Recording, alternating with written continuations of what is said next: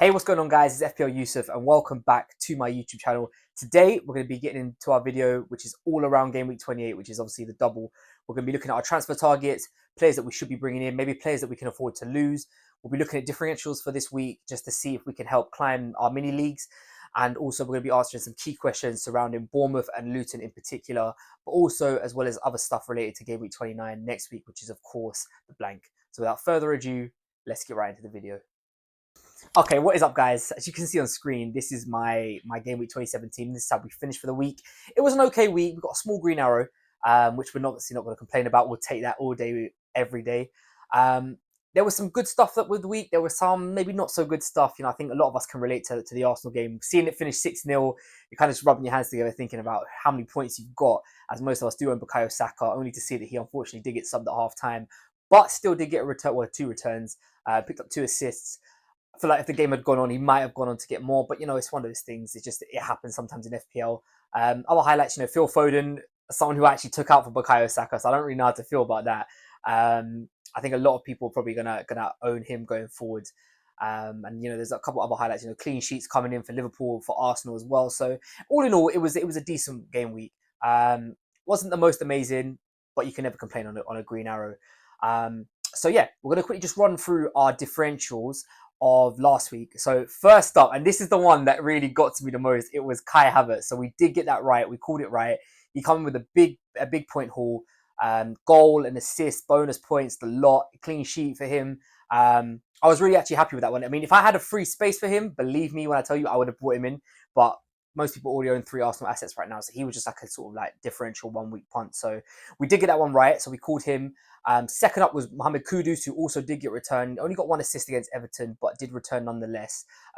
Maybe a little bit unfortunate that we didn't get more with him. West Ham put up 3 goals, and usually either him, Bowen, or Paqueta are much more involved in that.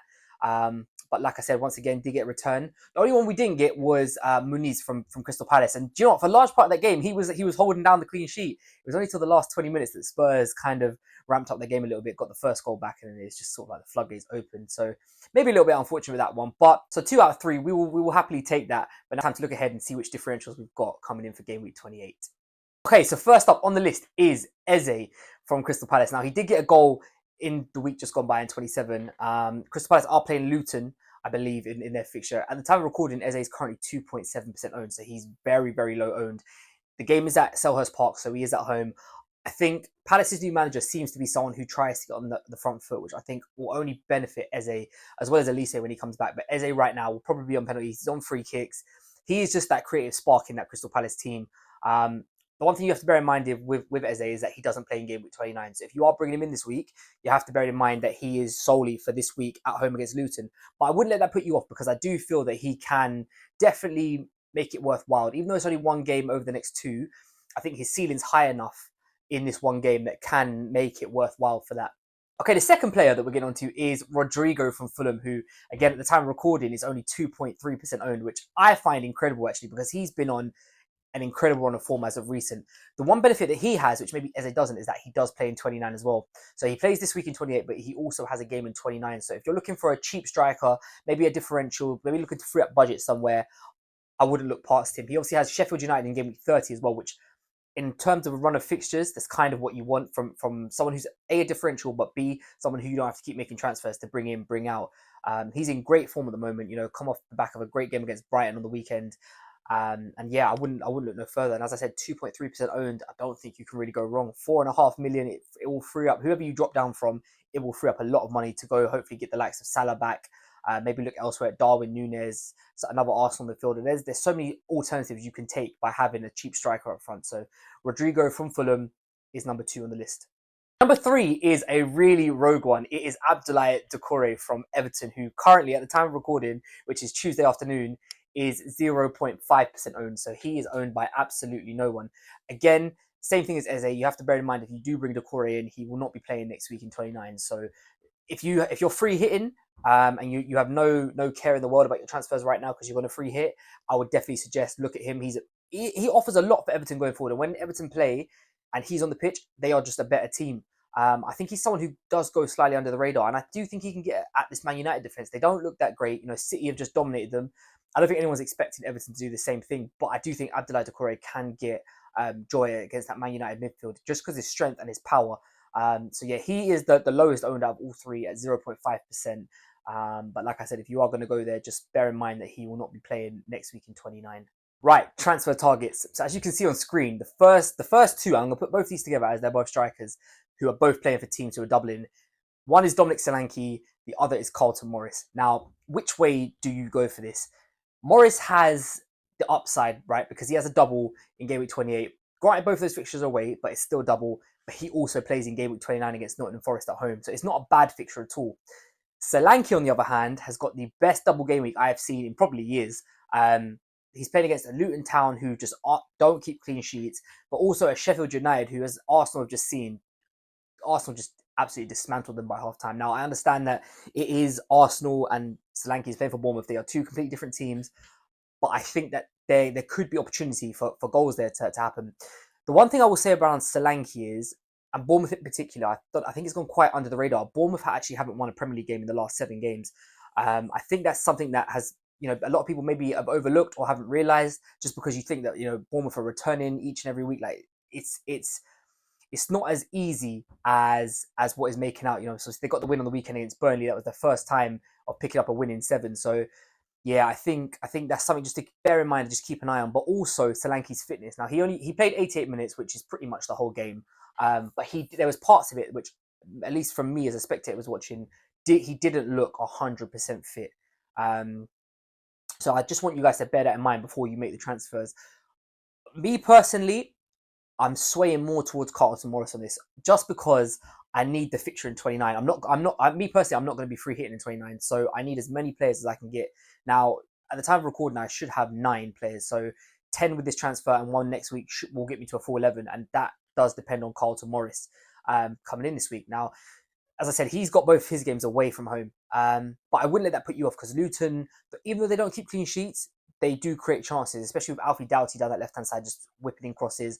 Carlton Morris is on penalties as well, so he's got another route to the point. So I wouldn't be put off by Carlton Morris. Solanke on paper obviously has the better fixtures, but for me personally, I think Carlton Morris is the number 1 option if you're not free hitting in 29 and you just need someone who's going to actually have a game there. Okay, now we're going to group these next 2 together again, because they both play for a team who are doubling, and that is Zaberni from Bournemouth and Alfie Doughty from Luton. Now, it's the same way round as what we had with Solanke and Morris. The Luton Town player, Alfie Doughty, will play both double in 28 and play in 29, whereas Zaberni won't. Zaberni has got the much better fixtures. Both of them could be clean sheets. I would be a little bit sceptical about Bournemouth. Like I said, they haven't been in the best run of form, and I'm not sure whether it's worth taking A, just a free transfer for, but B, I definitely don't think it's worth bringing Zaberni in for a minus.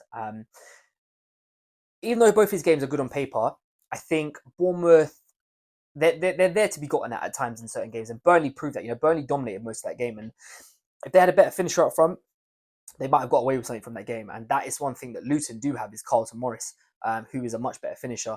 So as long as Alfie Doughty creates those chances for him, he probably will end up putting one of them away. So for me personally, I'm much more swayed to Alfie Doughty. Now, me personally, I already have him in my team, so he's already there. If you are somebody who is looking to buy this week and is sort of dithering and sort of umming and ahhing about which way do you go, I would swerve towards Luton, man, solely because he has the fixture in 29. I think that is something which, when you get there next week, after this week goes, I think you'll appreciate it a lot more, not having to worry about either A, free hitting, or B, taking minuses to get a player in who you need to play the game just to fill the full 11. So yeah, for me, I'm going to sway towards Alfie Doughty on this. I think his attack and return is much better. I think his minutes are going to be a lot better. And obviously, he has the game in 29 as well. And finally, the last transfer target of this video is going to be someone who actually does have a single game this week. And it's going to be Bukayo Saka from Arsenal. Now, Arsenal do play Brentford at home. I'm going to couple this with Havertz and Odegaard as well. I'm going to put all 3 of them there. I'm just going to generalise and say an Arsenal midfielder now. I think Arsenal playing Brentford at home. Brentford have got a lot of first-team players ruled out at the moment in their defence. And I think Arsenal, with the way we're playing at the moment, it's just goal after goal after goal. Now, unfortunately, Martinelli did hobble off with an injury, so we're not too sure how bad that is. There was talk that maybe Saka got subbed at half-time for an injury, so we'll have to wait later on in the week to see what the press conferences say. But I think Havertz and Odegaard, who played the 90 minutes and are guaranteed to play next game, I think they are definitely worth looking at. This Brentford team, especially defensively wise, isn't the greatest. They're definitely there to be gotten at. So I wouldn't if you've got a free transfer this week and maybe you're not sold on a Luton Town midfielder or a Bournemouth midfielder, I definitely think that you shouldn't be overlooking single game, because that's the one thing that's the one key people make, is overlooking the single game week players. But when you've got a team who are as informed as Arsenal are, Havertz is playing up front, Odegaard's just stringing everything together, I think they offer such high ceilings, especially against the defense, which hasn't been good all season. And now they've lost a few first team players as well. I think they're definitely there for Arsenal to get them. So yeah, I said Bukayo Saka at the beginning, but I'm gonna just generalize and just say an Arsenal midfielder. Okay, and finally, I'm just going to finish off this last part of the video with just a couple of key questions around game week 28 and the double itself. So, should we be taking a minus to get Bournemouth and Luton players in? Now, it's a very good question. I think that's going to be a thing which a lot of people are going to be asking themselves this week. For me personally, I'm always against taking minuses if you can help it. I think more often than not, a minus, very rarely does it pay off unless you're going to go for a forward. Now, Solanke and Bournemouth have every chance of putting 2-3 goals past both teams in both their games. But they also have a chance of not. Now, Solanke is one of those players that I've noticed over this course of this season that maybe in the games that you expect him to do well in, he doesn't, i.e. Burnley last week. And maybe the games that you expect him not to do well is kind of where he returns. I think there was Newcastle a couple of weeks ago and a few others this season where Solanke, maybe he's not someone you put down as like a goal scorer and has rocked up with like double-digit hauls. If it's for a free transfer, I don't mind it as much. I want to just say before we carry on with this, if you're free hitting, don't worry about your transfers at all. Make whatever's going to be optimal for you in game week 28, because it doesn't matter. Free hit, you're going to get rid of everyone, and then most people probably wild card game week 30, game week 31, so that doesn't matter. If you are somebody who's making transfers and is not going to use a free hit in 29, like myself, then I think we have to think a lot more carefully. And I would be more inclined to want to take a minus if I was going to for a Luton player than I would a Bournemouth player, solely because they have the extra fixture. Man City assets, what do we do with them? Foden, Haaland in particular. Some of us may own a Man City defender. What do we do with them? Now, Man City's next 4 fixtures, they've got Liverpool this week. They then blank in 29. They have Brighton in 30, and they have Arsenal in 31. So if there's any time you're going to come away from a Man City asset, now is the time. Because from 32 onwards, they've got just green fixtures. And that's, as we get into the run of the title, that's when you want to have a triple up on Man City. Now, me personally, as I said, I was looking at Carlton Morris as my free transfer. Erling Haaland will be the man to be replaced for it. There's a couple of reasons for this. Number one, I don't like Man City's fixtures coming up, and I think there's more benefit to me targeting the double and 29 and then trading Carlton Morris out for, which will probably be Darwin Núñez in game week 30. I think it's a lot more beneficial for me and for my team to do that, rather than just keep Haaland through these sort of difficult games. Now, Erling Haaland he's that good that he can return against anyone, as can Phil Foden. I just think, for me personally, I would rather have the extra fixtures now as opposed to later. So Carlton Morris, for example, against Erling Haaland, Haaland will have 1 game week in the next 2. Morris is going to have 3. So he's going to get an extra 2 fixtures. Now, the real question we have to ask ourselves is, do we think Carlton Morris, over the 3 games, will outscore Haaland in 1 against Liverpool? I think the answer is probably yes. I could see Haaland getting a brace in the Liverpool game, but I could also equally see him blanking. Same thing for Foden. You could see Foden returning. He's been so clinical this year. But you could also see him blanking as well. Liverpool, this is a real big match for the title, especially if someone wins it. They're going to push away. Arsenal should be beating Brentford at home, so you'd imagine that would be 3 points for them already. So this is going to be a big game for them, and I don't think there'll be a lot in it. I think Mo Salah probably will be back for Liverpool, so which should make it even harder for Man City, which is why I said that if you don't really want to keep a Man City defender, I think there's viable options to go and look at a Luton defender, maybe an Alfie Doughty. But the Man City assets, if you've got a lot of money tied up into them, like if you're someone who's jumped on Foden from early, maybe this is a little bit harder for you, right? Maybe you have to think about keeping him. But for me personally, I'm willing to take the hit on Erling Haaland to gamble over the next few weeks and then just bring him back when game week 32 comes around. And the last key question I'm going to talk about is players to bring in now, which are going to be suitable for game week 29 as well. So I think there's only a few teams obviously playing in game week 29. So the players we kind of want to be looking at is the Spurs midfielders, your Maddisons, your Sons. There is an argument to make for Brennan Johnson. Once again, he's come off the bench and got 2 assists. He's done that a few times this season. And obviously, if Richarlison's still out, it is going to free up a spot. I think Timo Werner was playing on the left-hand side last game, but obviously he's a forward. So I think if you're not free hitting 29 and you're looking at and thinking about transfers this week, and maybe you want to bring in a player for 29, I think, as I said, Spurs with Maddison and Son are definitely viable options. I think Bowen, Kudus, maybe Paqueta, decent and viable options for West Ham as well. They've got a very good fixture this week against Burnley, so you'd be jumping on at the right time. Aston Villa, for me personally, I think it's either Douglas Luiz or Ollie Watkins. If you haven't got Ollie Watkins, get him and you just lose him in sort of when you wildcard around that time. That's when you lose him. But for now, just get him and keep him. He plays in 29. He is on the most incredible run at the moment. He's got 30 goals and assists, 30 goal contributions this season so far already, which is just utterly insane. Shows you how well he's playing. And I think with Villa, Douglas Luiz obviously provides the penalties. He does provide open goal threat, as we saw, not last week, the week before, he picked up a brace. So I think the defensive side of things, I would stay away from those sort of teams if you can help it. I wouldn't go and prioritize a transfer over a forward for this because, like I said, Spurs and Villa are the two big ones. Both of them are susceptible to conceding at times. They're not the greatest defenses in the world. So yeah, for me personally, I think it's very important that we start thinking about our transfers this week that we're making to see if we can get them to be players who are in 29. Like I said, you want to target the Spurs midfield, Ollie Watkins and Douglas Luiz from Villa, Ivan Toney kind of by himself. Maybe you could throw Reguilon into that for Brentford, but I think it's mainly just Ivan Toney. And yeah, Fulham, obviously, as I said earlier in the video, Rodrigo as a differential, Anthony Robertson at left back, maybe Leno in goal if you haven't got a goalkeeper. So yeah, I think that's definitely a viable option this week, is to think long term and to think about game week 29 and basing your transfers off of that. Thank you guys so much for watching. If you have enjoyed this video, please don't forget to give it a thumbs up and subscribe down below. I'm going to be back later on in the week with a sort of team selection type video.